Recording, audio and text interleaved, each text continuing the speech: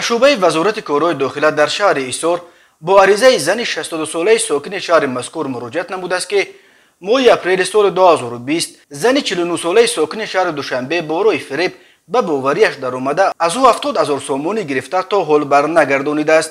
وابسته به این حادثه تفتیشات ادامه دارد. به شعبه وزارت کارهای داخله یک در نویه شامنصور با عریضه مرد 65 ساله ساکن پایتخت مراجعت نموده است که شب ششم به 7 فوریه سال 2022 تخمینا ساعت 9:10 شخصان نامعلوم با روی پنهانی از نزد بنای استقامتیش اشیاءهای روزگار و 3 عدد مصوره را دزدیده از جای حادثه غیب زدند. ضرر رسانیده شده 3200 سومانی را تشکیل می‌دهد.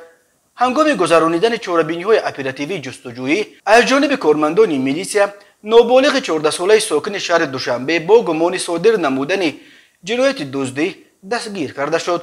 اینچنین به شعبه وزارت کارهای داخله در ناحیه جیهون با عریضه مرد 53 ساله ساکن ناحیه مذکور مراجعت نموده است که ماه سپتامبر سال 2020 شخصان نامعلوم با روی پنهانی به خانه استقامتیش در آمده از آنجا 1 عدد تجهیزات کفشیرگری، 1 عدد پریفراتور، 1 عدد بلگارک و 1 عدد اکامولیاتور افت-ماشین را دزدیده از جای حادثه غیب زدند. ضرر رسانیده شده 4080 سومانی را تشکیل می‌دهد. ضمن گذرانیدن چاره‌بینی‌های اپراتیوی جستجویی از جانب کارمندان میلیسیا جوانان 25، 26 و نابالغ 17 ساله ساکن امین نویه همچون گمانبر در صادر نمودن جنایت دزدی دستگیر کرده شد. اوید به این حادثه تفتیشات ادامه دارد.